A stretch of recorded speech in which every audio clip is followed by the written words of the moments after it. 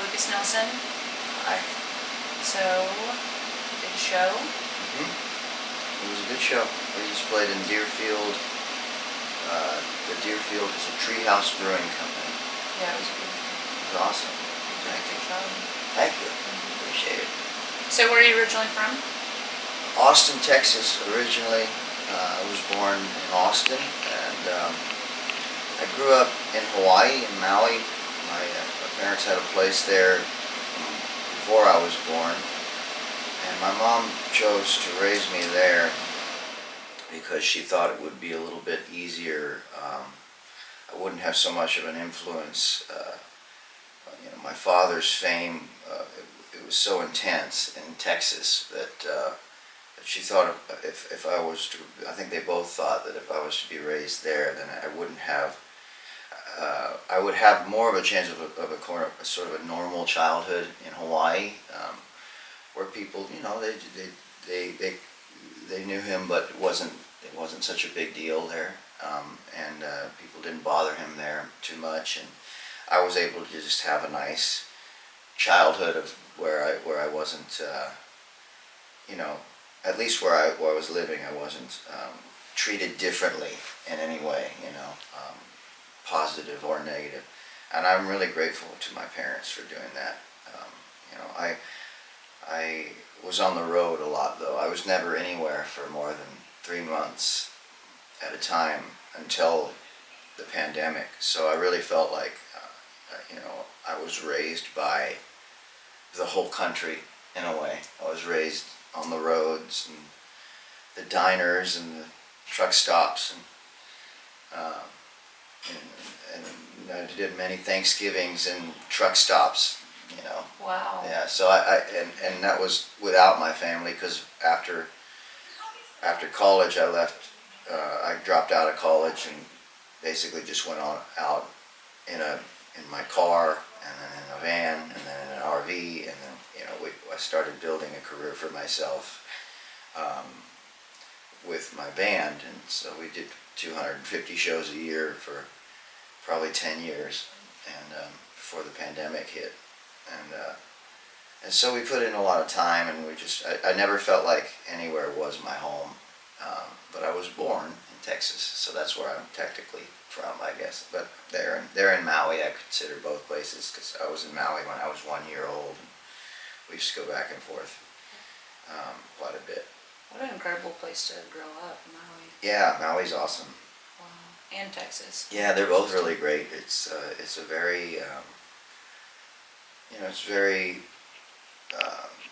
down to earth. There's a lot of natural world around you, which I think is a good influence on a young person, having the natural world around, having trees and streams and hills and valleys, and the ocean is really, all of these things are teachers for us, so I was blessed. I really am. I'm grateful for the way I was able to grow up, but also for my parents being wise enough to not let me get too influenced by the fame. Yeah. Yeah, that's amazing. And your dad is the legendary Willie Nelson, and you watched him perform in shows and stuff like that. Yeah, I watched him since I was a baby, and I started writing. I wrote my first song when I was 11, and he loved it so much he put it on an album of his. That was back in 2004. Oh wow. That dates me, but yeah, he loved it so much that he put it on an album, and that inspired me. Like, it made me feel like, oh, I wonder if that's what I'm meant to do, to be a songwriter, and so that's what kind of inspired me to really start working. At the time, I was an athlete. I was swimming 2.5 hours a day on the swim team, and I was on the soccer team, and I had a dream to be in the Olympics. But then I switched my dream at that point. I said, well, if I'm good enough to impress him, and he wouldn't have put it on his album, I don't think, if he didn't really believe that it was good. And then Chris Christopherson heard it, and he said he loved it, and he's like, you don't have a choice but to be a songwriter. And so that gave me the inspiration to say, okay, and I have to credit my younger child for this, because he was wise enough to put in the work at the time and say, all right, well, if you have a talent for songwriting, start now. I gotta play guitar all day long. I gotta practice. I gotta start learning how to sing and controlling my voice from an early age and start writing more. And so I started very young, and then I was in my dad's band playing with him by the time I was 13 or 14, and we played Texas Flood. I was so into Stevie Ray Vaughan, so we'd play Texas Flood every show at Dad's show. Still do when I'm with him. Sweet.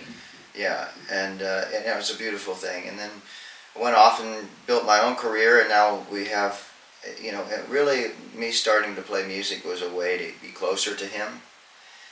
And the irony and the sadness sometimes is that, it did for a while, and then it took us away from each other because now we have conflicting schedules and we can't always be home at the same time. Right. But my whole life, he's my best friend, and my whole life was always trying to be closer and make him proud. And same with my mom. My mom and I are very close, and I always want to make her proud too.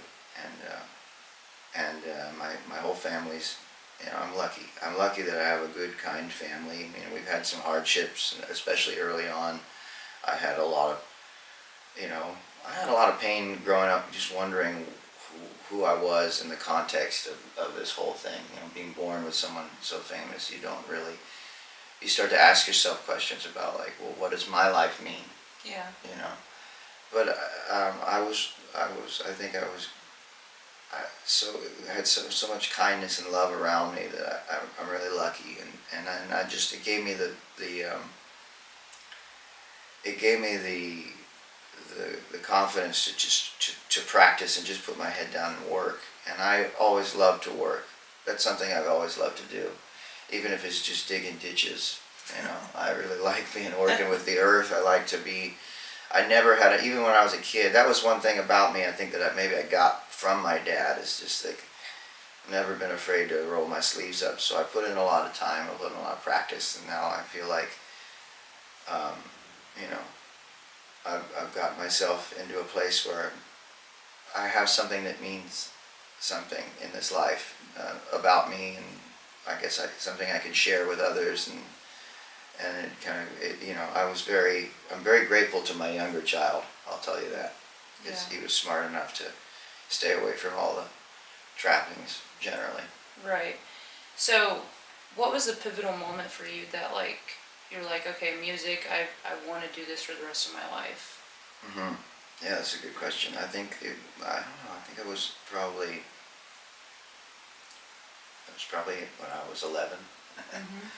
I think I knew quite at a young age, and I think I just worked hard from that point on. I remember feeling okay, well, if I can write a song, because it really didn't feel like when I was younger, I felt like I wrote a song. I played it last night at the Deerfield, or at the Treehouse Brewing Company, and then I put it on my new album, which I just put out, and so I hadn't released it until just this year, which is 20-something years later. And I think I knew back then what I wanted to do, and so I worked from that point on. What inspired the American Romance album? Was it all the past loves, or just romantic guy, or what?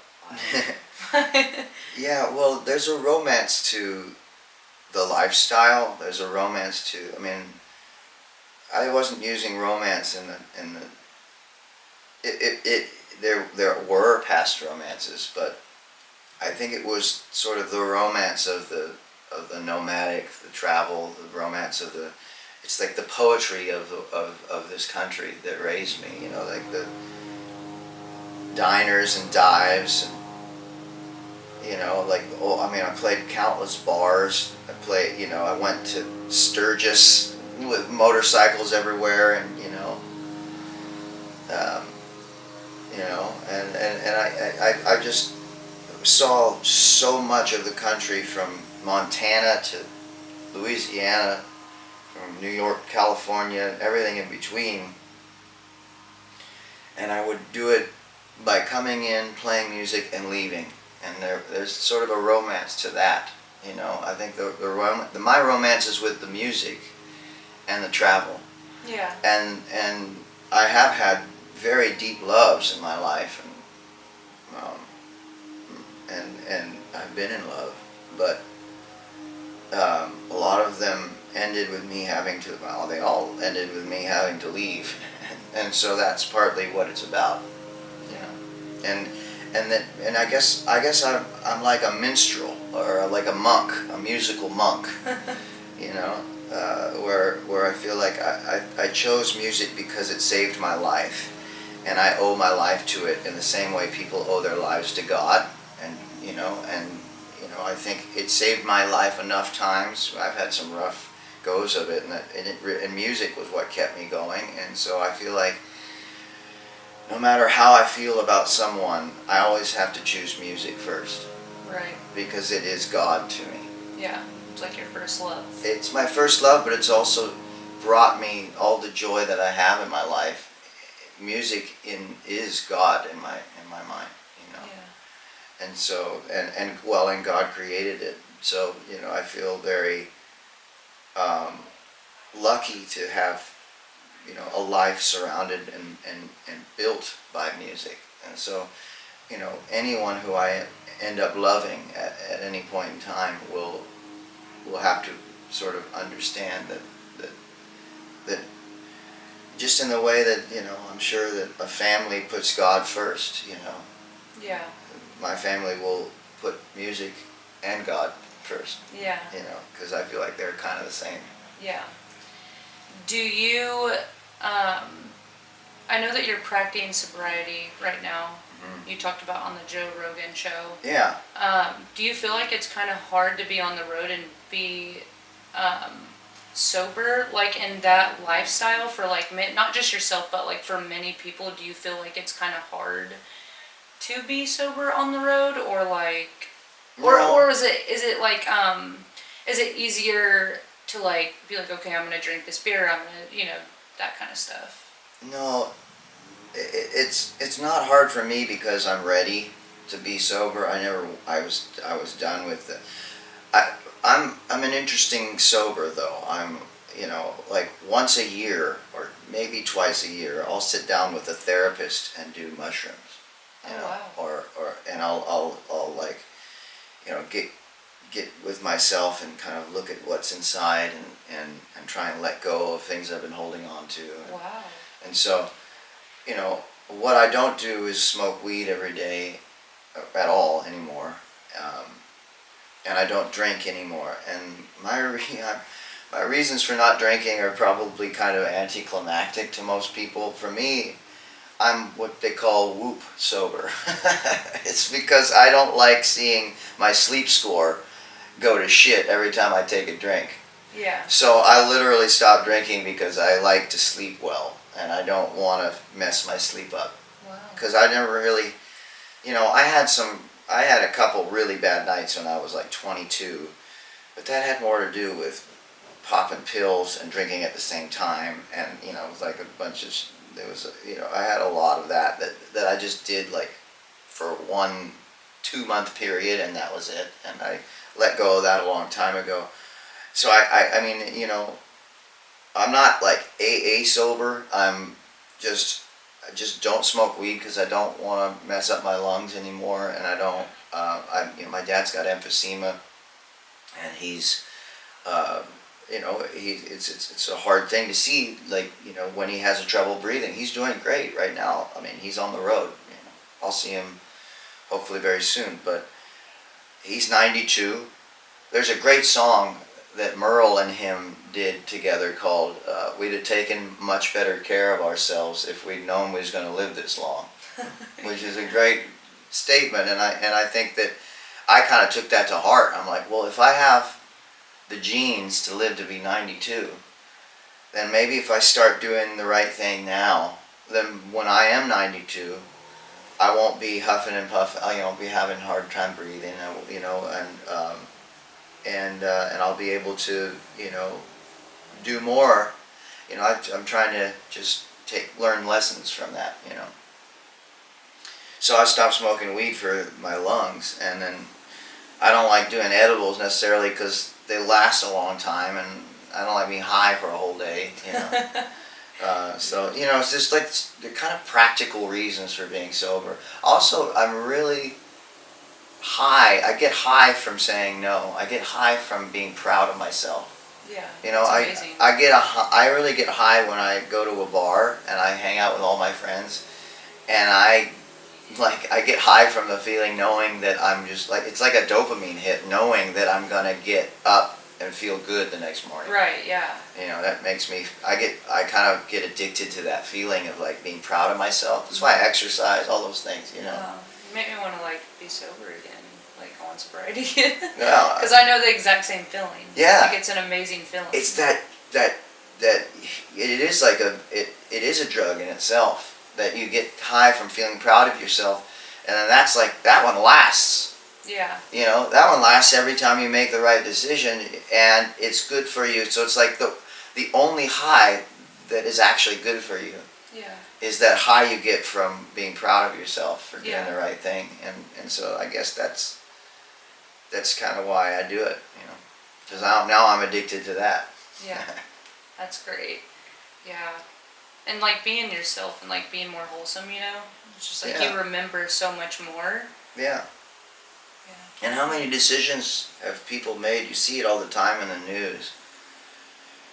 But people who are all messed up say the wrong thing, do the wrong thing, make real bad mistakes, you know, because they're drunk or they're high or whatever, you know, and ruin their lives.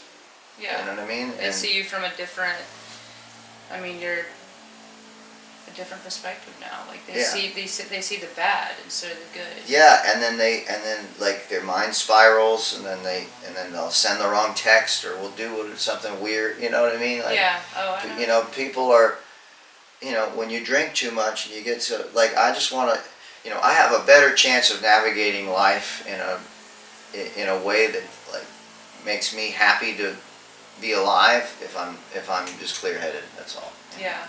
Yeah, I feel like a lot of people could probably pick up on that. Yeah. So what's the next show for you? Montana, headed to a festival that my friend Eric Ladd puts on called Wildlands Festival in Big Sky, Montana. Then I'm going up to Rexford, Montana, and Billings, Montana. I love your song, Montana, by the way. Thank you. It's my favorite. Thank you, I appreciate it. It's one of my favorites too. And then we're heading down into Park City, Utah, playing the mountain there, and then I think we're going to Targhee, playing the mountain there, Grand Targhee Resort, which is in Altuve, Wyoming. Wow. And then I'll head out to Austin on the 17th of August. There's a benefit that Miranda and a bunch of folks are putting together that I'm going to be part of, McConaughey's there, for the floods that happened down there in central Texas. Yeah, that's amazing that you guys are doing that. And that's really sad about those families and the little girls and stuff. Yeah, it is. So a lot of travel. A lot of travel, always. I'll have 10 days hopefully to get back to Hawaii this coming month, and then out again till probably Thanksgiving. Do you fly, or are you on the tour bus with the other folks or the other band? I fly. I used to be anxious flying, but I ended up facing my fear after I kind of got sober, and I was like, I want to face this fear, so I learned how to fly. I got my pilot's license. Wow. And so it took about a year and a half, and then this last March I passed my check ride, and now I know how it works. So what's it like dating on the road? Like, do you have, like, how's that?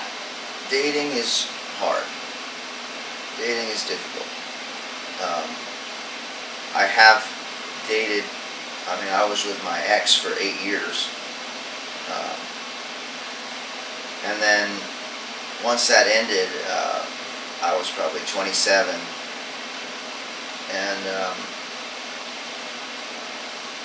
that was like an on and off thing for a very long time. But it was pretty strong and pretty serious. And then after that, I tried a few more times, and it really, like I said before, it takes someone who understands the type of life that I live and the music.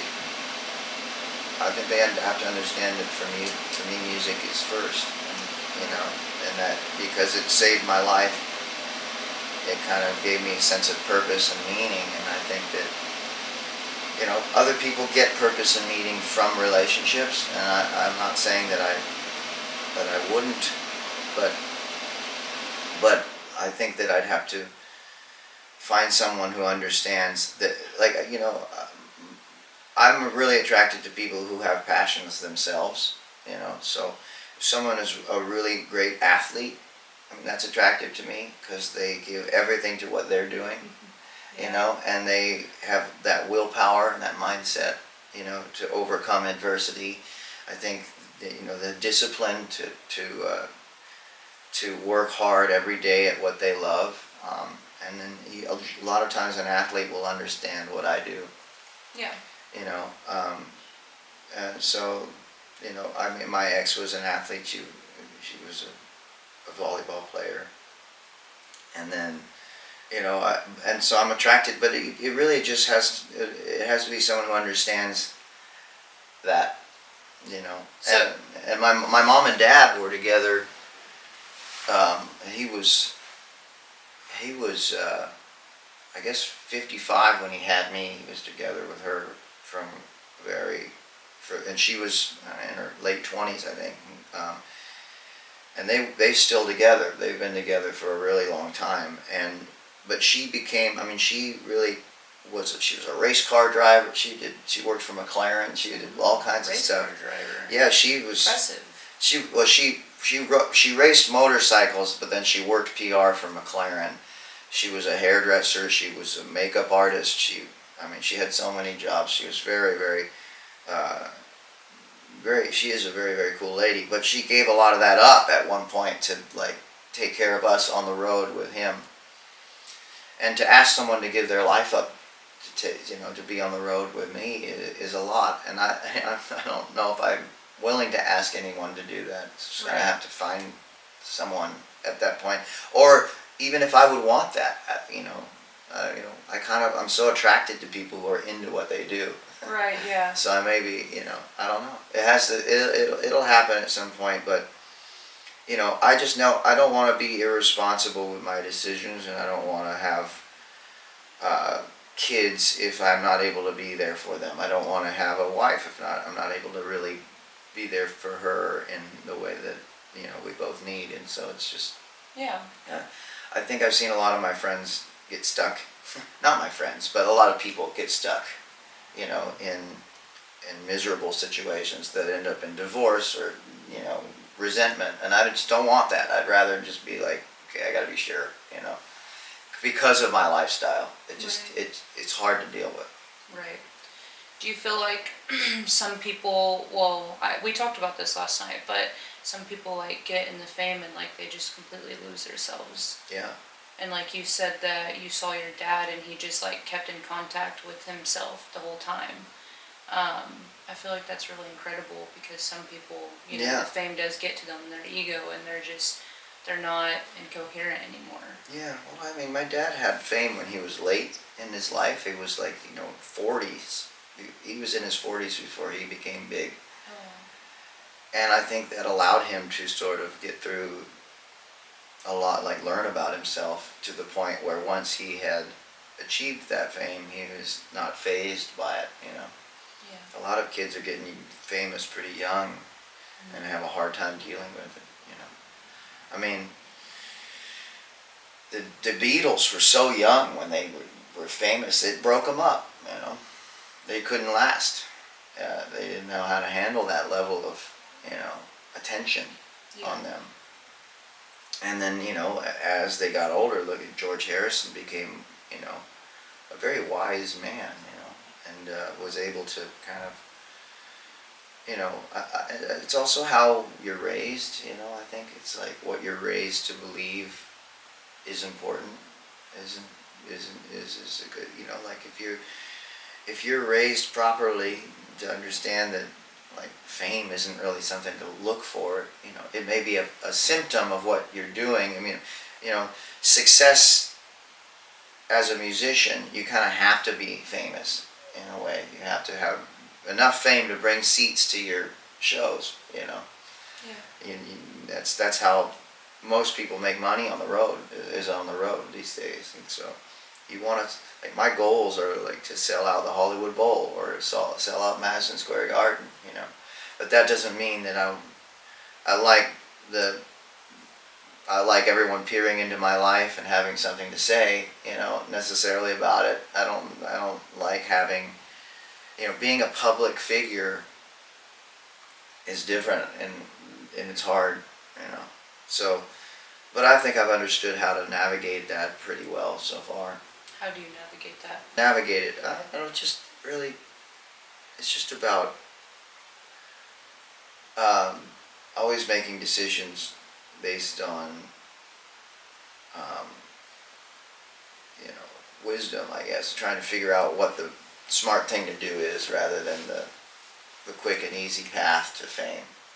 You can get famous pretty easily. My manager always jokes, if you really want to be famous, just go to a bar one day and punch an old lady. They'll have you all over the news. And I just don't want to do that. Yeah, don't do that. It's funny, but it's true, like people use different like sort of marketing tactics to get famous, and it works, but then, does it really make you happy to be famous? Or, I think I'd rather have a slower burn where I get real fans, and then I get people that come to my shows always and will follow me till I'm 90, Yeah. And, and then I don't have to constantly be trying to keep up with it either, that game of staying on top is so draining.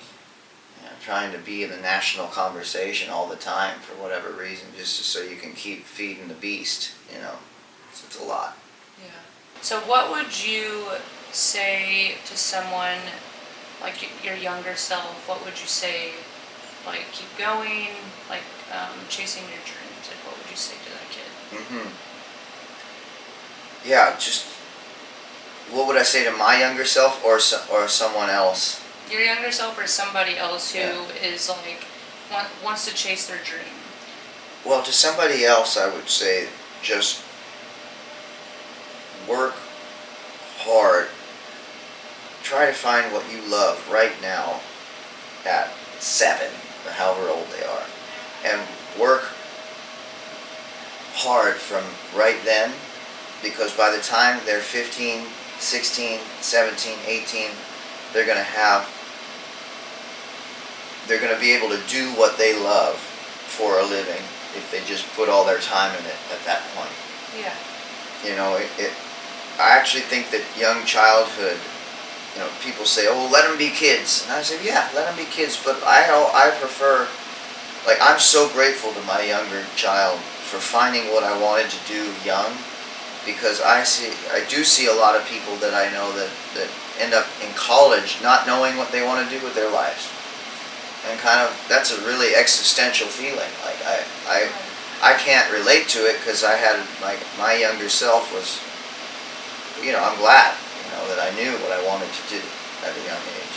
But, so I would try and encourage my kids to find what they love, even if we go to, if we try new things all the time, just to keep in whatever you really love, try and pick that and then do it, and then really practice it and work hard at it. Don't waste time with anything you don't love doing. Right. And I feel like it's, when you're at a certain age or a kid, you always kind of have that dream. Yeah. Something that you want to do. Yeah. Um, so It's hard because not everybody has the means or the time to do that. But just I think I would encourage kids to dream and to, like you said, and to just figure out.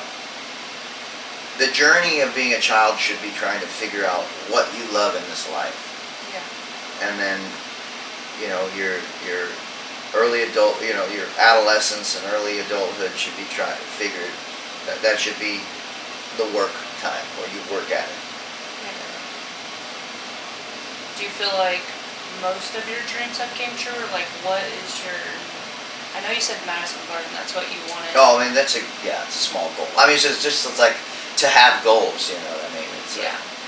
But what's your number one, like, what's your dream? Like you're living the dream right now, but what is like a really big dream for you? So right now I've got my life in a really good place, and I guess my dream is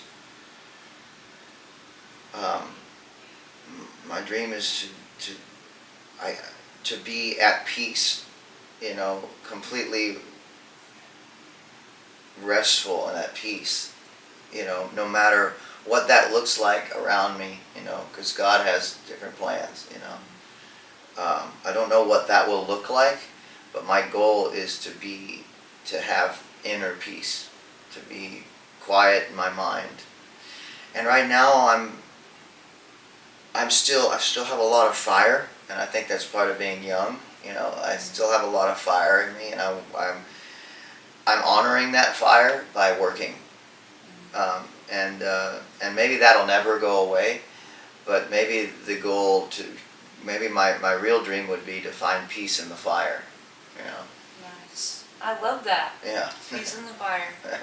Well. Yeah. That's beautiful. Thanks. Wow. Thanks for having me. Of course, yeah. I appreciate you coming on. Is there anything else that you want to add? That's it. Well, thanks for coming on. Of course. And we're going to close it with that.